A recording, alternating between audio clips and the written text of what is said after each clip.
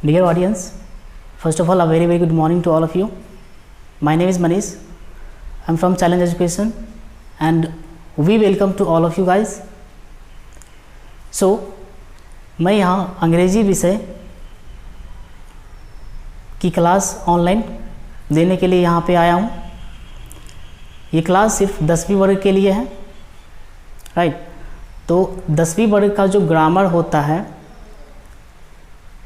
According to board exam उसको हम देखेंगे, और जो 10th का जो बुक हमारा होता है इंग्लिश का उसके बारे में हम डिस्कस करेंगे और डील करेंगे, राइट.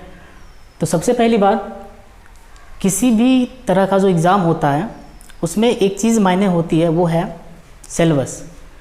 अगर आप बोर्ड का एग्ज़ाम दे रहे हैं 10th का या +2 का, तो उसका क्या होता है, एक प्रॉपर सिलेबस होता है कि हमें क्या पढ़ना है और क्या नहीं पढ़ना है, राइट. बहुत सारे बच्चों को ये पता ही नहीं होता है कि उन्हें क्या पढ़ना है, और ग्रामर का जो बुक होता है वो मार्केट से ख़रीदते हैं और शुरू से लेकर अंत तक ख़त्म कर देते हैं, राइट. तो हमें ऐसा नहीं करना है, हमें शुरू से पढ़ना है. ग्रामर का जो सिलेबस है 10th के लिए वो क्या क्या होता है मैं आपको बताने जा रहा हूँ. अभी आपके स्क्रीन पे एक पिक्चर शो हो रही होगी जिसमें 10th क्लास का जो ग्रामर है उसके बारे में आपको दिख रहा होगा कि हमें इस सिलेबस में क्या क्या पढ़ना है, ठीक है. सो हमारा पहला पॉइंट है इंट्रोडक्शन. इस पॉइंट में हम पढ़ेंगे ऑरिजिन ऑफ इंग्लिश लैंग्वेज और ग्रामर की शुरुआत कैसे हुई थी, और या अंग्रेजी भाषा की शुरुआत जो हुई थी कैसे हुई थी, किन लोगों ने की थी, कब हुई थी, राइट. बेसिक डेफिनेशन में हम पढ़ेंगे वर्ड क्या होता है, सेंटेंस क्या होते हैं, लेटर्स क्या होता है, अल्फ़ाबेट क्या होते हैं और ग्रामर क्या है, राइट. थर्ड हमारा पॉइंट है पार्ट्स ऑफ स्पीच. इस पॉइंट में हम पढ़ेंगे 8 पार्ट्स ऑफ स्पीच के बारे में, इसके डेफिनेशन के बारे में विथ एग्जांपल्स. फोर्थ हमारा पॉइंट है नाउन. इस चैप्टर में हम डेफिनेशन के बारे में पढ़ेंगे, नाउन के डेफिनेशन के बारे में, उसके काइंड्स के बारे में और उसके काइंड्स के डेफिनेशन विथ एग्जांपल के साथ. उसी तरह से हम प्रोनाउन पढ़ेंगे 5th में. 6th हमारा केस है. 7th वर्ब है. 8 हमारा जेंडर है. 9 हमारा आर्टिकल है. 10th हमारा नंबर है. 11th sentence. 12 tense. 13 models. 14 introductory it and there. आपने कभी नोटिस किया होगा कि जो ट्रांसलेशन का बुक हम जो बनाते हैं वो चाहे ऑक्सफोर्ड का हो या केपी ठाकुर का, तो उसमें एक चैप्टर आता है इंट्रोडक्टरी इट एंड देयर. इसमें हम इट का इस्तेमाल कैसे होता है, कहाँ पे होता है, देयर का इस्तेमाल कहाँ होता है, कैसे होता है, इसके बारे में हम पूरी तरह से जानेंगे. 15 हमारा पॉइंट है डबल वर्ब, कि किसी भी सेंटेंस में जब डबल वर्ब आ जाता है, जब 2 वर्ब उपस्थित हो, तो उसका ट्रांसलेशन किस तरह से हम बनाएंगे उसके बारे में हम जानेंगे डबल वर्ब में.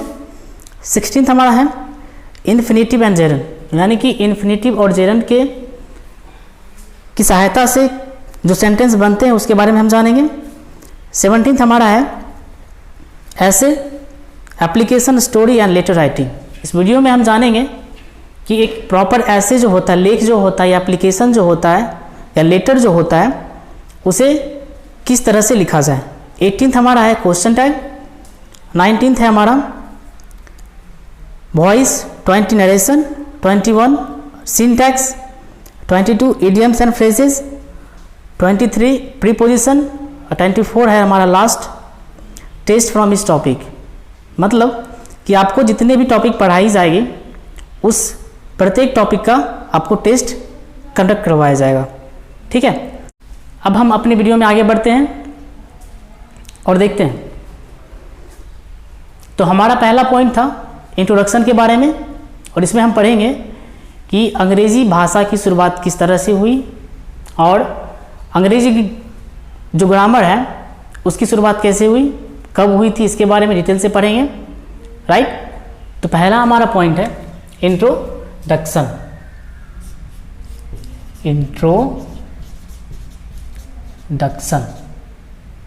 राइट. तो इंट्रोडक्शन में एक आप पॉइंट है हमारा पहले, origin of English origin of English language and English grammar के बारे में, राइट। तो ऑरिजिन ऑफ इंग्लिश लैंग्वेज और ग्रामर में सबसे पहले एक एज आता है, वो एज था 1340 से 1740, 1340 से 1740 के बीच। जो इसे हम बोल सकते हैं, इस एज को एक तरह से हम बोल सकते हैं कि अंग्रेजी जो भाषा है, चाहे अंग्रेजी का जो ग्रामर है, उसमें एक क्रांति आई थी। यानी कि हम बोल सकते हैं इसे revolution in English language, right. तो अंग्रेजी ग्रामर में चाहे भाषा में जो क्रांति हुई थी, वो इस दोनों डेट के बीच में, भाषा की तो पहले हो गई थी, बट ग्रामर की जो हुई थी वो इस दोनों के अंदर हुई थी, राइट। अब यहाँ पे हम आगे देखते हैं, दो व्यक्तियों के नाम है हमारे पास। एक हमारा है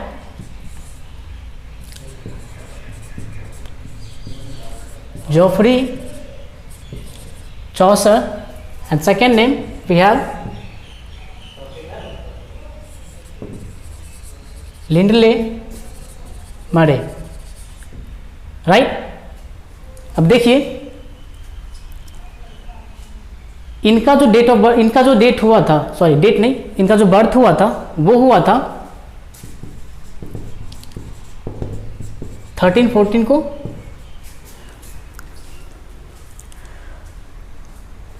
और इनका जो बर्थ हुआ था 1740 को हुआ था। इनका जन्म हुआ था लंदन में, और वहीं इनका जन्म हुआ था अमेरिका में। और इन्हें फादर ऑफ इंग्लिश लैंग्वेज की उपाधि दी गई है, राइट। इन्हें एक और उपाधि दी गई है, वो है फादर ऑफ इंग्लिश लिटरेचर। एक और उपाधि दी गई है father of English poetry, right. अब यहाँ पे इस पॉइंट बताने का मतलब आपको समझ में आएगा कि मैंने ये दो पॉइंट जो था वो यहाँ पे क्यों मेंशन किया हूँ, राइट। और इन्हें कहा जाता है फादर ऑफ इंग्लिश ग्रामर। बहुत सारे ऐसे टीचर हैं और स्टूडेंट भी हैं जो ये मानते हैं कि जोफ्री चौसर जो थे वही इंग्लिश ग्रामर जो थे उनके रचयिता थे, ठीक है। बट ऐसी बात है नहीं। ग्रामर का जो पिता जो होते हैं, ग्रामर का जो पिता है उसे लिंडले मरे को कहा जाता है, but father of English language अंग्रेजी भाषा के पिता, फादर ऑफ इंग्लिश लिटरेचर अंग्रेजी साहित्य के पिता, फादर ऑफ इंग्लिश पोएट्री यानी कि कविताओं के पिता किसको कहा जाता है? जोफ्री चौसर को। बट ग्रामर के पिता किसे कहा जाता है? लिंडले मरे को, ठीक है। अब ये चीज़ कैसे है देखिए, इनका बर्थ हुआ था 1340 को और इनका हुआ था 1740 को। अब ये क्या थे, इन्हें अब कोई भाषा होती है ना तो भाषा का जन्म पहले हो चुका था, यहाँ पे इस एज के पहले ही भाषा का जन्म हो चुका था, ठीक है। बट उस समय क्या था कि अंग्रेजी को कोई भी कुछ भी लिखता है, पोएम लिखे चाहे स्टोरी लिखे, तो एक क्या होता है उसके पीछे कुछ रूल्स होते हैं कि किस रूल्स पे आधारित वो सेंटेंस को लिख रहे हैं या नहीं लिख रहे हैं, ठीक है। बट इन केस में क्या था, समाज के कुछ गिने चुने लोगों के पास वो रूल मालूम थी, राइट। तब क्या होता था कि जो आम लोग हैं उन्हें पढ़ने में दिक्कत होती थी, उन्हें समझ में नहीं आती थी, राइट। क्योंकि इस समय क्या था, ग्रामर हमारे पास पब्लिकली मेरे पास नहीं था, ठीक है। बट 1740 को क्या होता है, एक इंसान का जन्म होता है जिनका नाम है लिंडले मरे, ठीक है ना। इन्होंने क्या किया, इनका जब जन्म हुआ था तो जन्म के कुछ साल पश्चात इनकी जो रुचि थी वो अंग्रेजी में जब कुछ ज़्यादा बढ़ने लगी थी, ठीक है। तो जब ये इनके एज का जो बुक्स जो पढ़ते थे इनको उतना समझ में नहीं आता था, ठीक है। तो उन्होंने क्या किया कि एक अलग सा एक रूल्स को तैयार किया जो ग्रामर का रूल्स कहलाया, ठीक ना। और उन्होंने अपनी पहली जो बुक थी ग्रामर की वो 1719 में लिख डाली। फर्स्ट पब्लिश्ड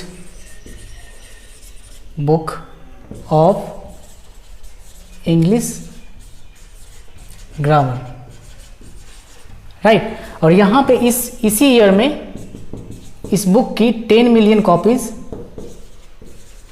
बेची गई, 10 मिलियन कॉपीज बेची गई। इस तरह से हम देख सकते हैं कि किस तरह से भाषा जो था वो पहले आ चुका था, बट कुछ लोगों को समझ में आती थी, कुछ लोग जानते थे, कुछ लोग नहीं जानते थे। उन्होंने क्या किया, इसके बाद जाके 1740 में इनका जन्म हुआ और उन्होंने क्या किया, एक ग्रामर की बुक को पब्लिश की 1790 को। और ये इस बुक की जो कॉपी थी कम से कम 10 मिलियन कॉपीज इस ईयर में बेची गई थी, ठीक है। तो आई होप ये origin of English language and English grammar आप लोग को समझ में आ गई होगी। और ये डिफरेंस भी हट गया होगा कि जॉफरी चौसर ये फादर ऑफ इंग्लिश ग्रामर थे या father of English grammar Lindley मरे थे, ठीक है।